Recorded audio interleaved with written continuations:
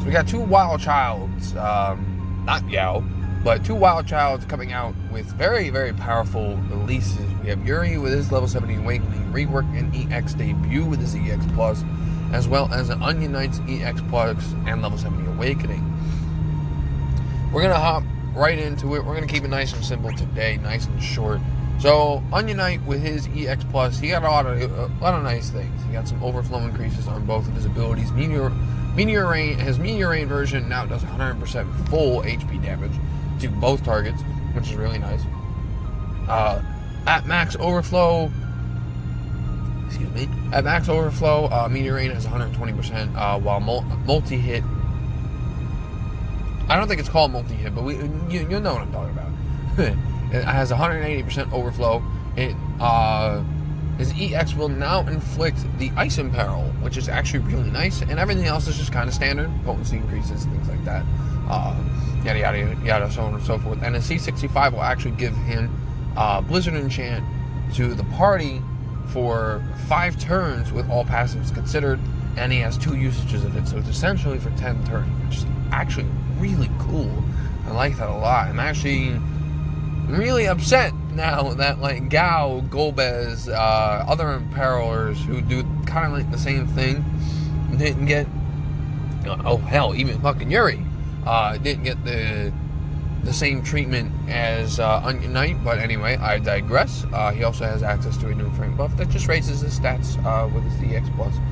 But yeah, that's pretty much it for Onion Knight. How is Onion Knight for the Chaos era? Onion Knight comes to us with EX Plus as a very powerful hybrid attacker, being able to swap between magic and physical damage on the fly depending on the situation that you need is actually pretty good. And considering that he has the Ice Enchant in his C65 and the Ice Imperil built into his EX, helps him out a ton and can help out the party a lot, because we have just figured out in a recent update that elemental damage will actually override any attack resistances. So, for example, with this new Chaos, they resist range. If you make them weak to a specific element, that will actually cancel out, and range will continue to do additional damage.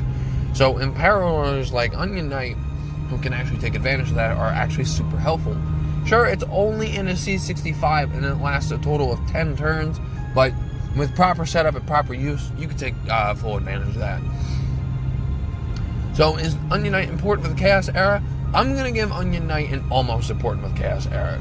The fact that his kit is split between magic and physical can lock him out of certain Chaos fights, but having the ability to imperil like he does actually doesn't lock him out at all, because you could just use his other ability until he gets his EX and then inflict the Ice Imperil with his EX, and then bam, Onion Knight's good to go. There's actually no stopping this man anymore. The only time that you will actually be locking Onion Knight out of a fight is if they absorb the Blizzard element, or they resist Blizzard, or they resist the Ice element, because in the end, you're better off just bringing other characters to the fight, even though like you could do it, but like I would just recommend just bringing a different team entirely if a boss resists the Ice element. But that's just me. But you can do it.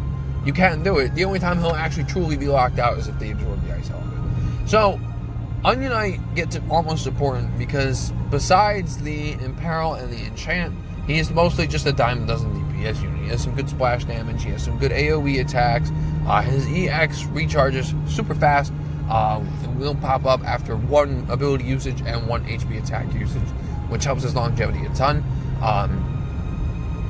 But in the end, he's still mostly just a dime a dozen DPS unit. He's not offering anything really to support the party other than the Enchant.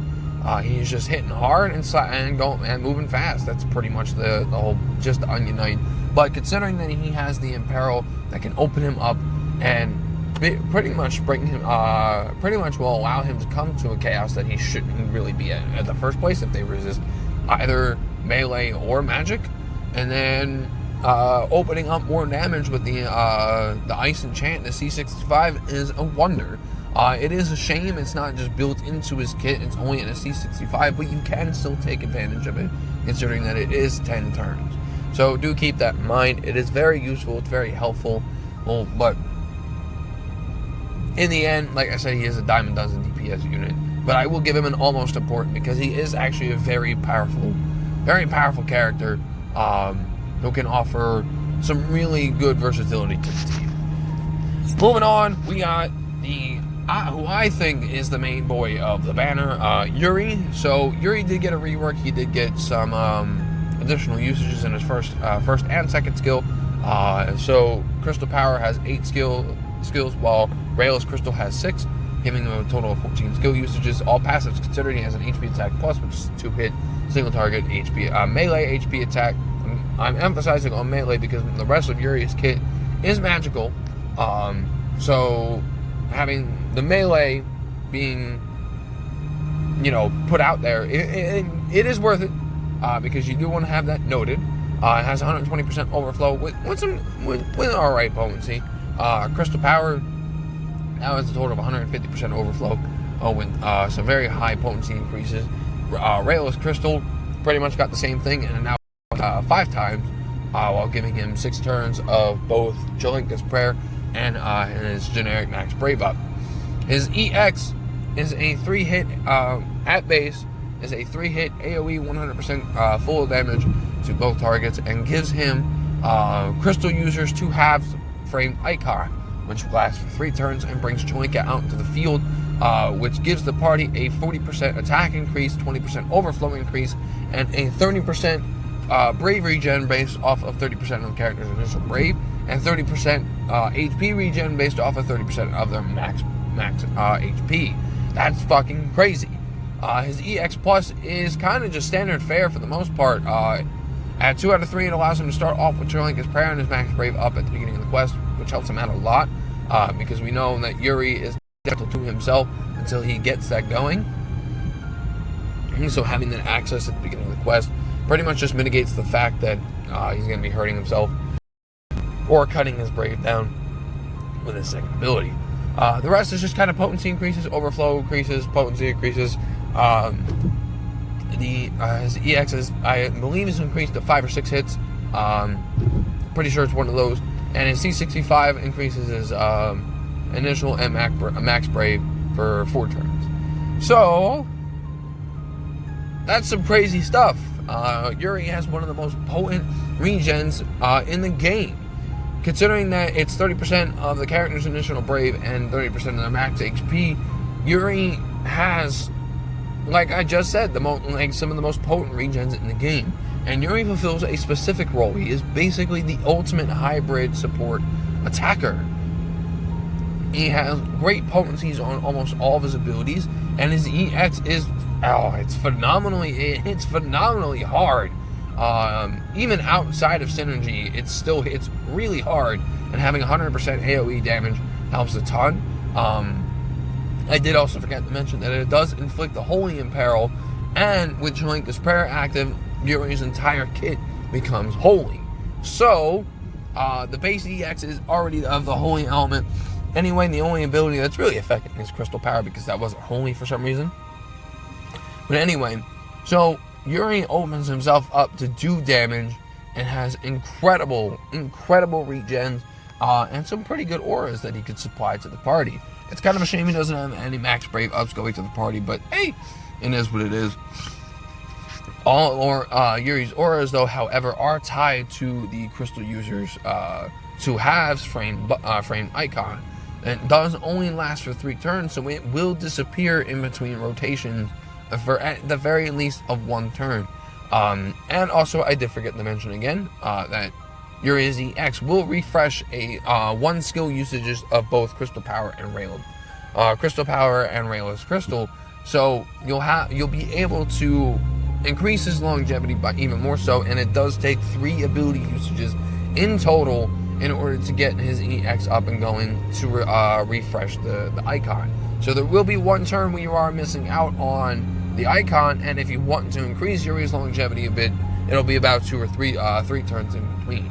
But considering how powerful the framed icon is, it is still very much worth it to run Yuri on the team, especially if you pair him up with an additional support and a good DPS unit, because Yuri pretty much fulfills the role of both of those kinds of characters. He is pretty much just the ultimate kind of kid that just slap into the team to fulfill both roles as a DPS unit and as a sub-unit. What is Yuri's verdict? Honestly, I think Yuri is important for the Chaos era. I know he was meta for JP on JP, and there are a lot of people who, you know, can honestly say you can pass. And I do agree on that. But what Yuri brings to the table is a very powerful kit that offers some of the best regen in the game. And sure, there will be a time, a setup time when you won't have it, and once it does start, you will miss out on it for one turn here and there. But it is still potent enough to be able to be brought and used well and to excel well. Not to mention, Yuri does an incredible amount of damage on his own. So paired up with the right team, Yuri will hit hard. I do believe Yuri is important for the Chaos era. I do think he is worth it to pick up. However, I will say, if you do still choose to pass, honestly, I would perfectly understand.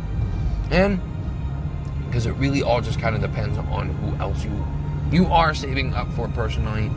Even though he is important for the Chaos era, it's definitely not a banner that you have to pull on. But Yuri does hold some really high importance for the Chaos era, and I do recommend picking him up if you have the resources, or if Yuri is already a favorite of yours like he is mine. Alright, he is a very powerful character, and I do believe you should scoop him up and give him a shot. Very strong, very good. The Holy Apparel helps out his entire kit. He's a great character, and I love him. For both the characters, I do recommend 3 out of 3, considering that they are primarily DPS units for the most part. You want to take advantage of everything that they have to offer at 3 out of 3. Yuri, I can say you could stop at 2 out of 3. The potency, the max overflow increase up to 150%. You could miss out on just a bit. I mean, I wouldn't recommend it, but if you are in the need to save ingots, you could stop at 2 out of 3. Because I do highly recommend you get him at 2 out of 3 to get Cholinka's Prayer up at the beginning of the quest. But definitely a 3 out of 3 for Onion Knight. Definitely. So that'll pretty much do it for this one, guys. Thank you so much for watching. Thank you for the patience. I've been having a little trouble with the recording on my phone for whatever reason. It has not been saving to my gallery, and I've had to. This is probably about the sixth time I've redone this video. So yeah, that's kind of why I didn't really go into too much detail. But that'll pretty much do it for this one, guys. Thank you for your patience. Thank you for watching, and I always appreciate it. I love you guys, and I'll see you in the next one.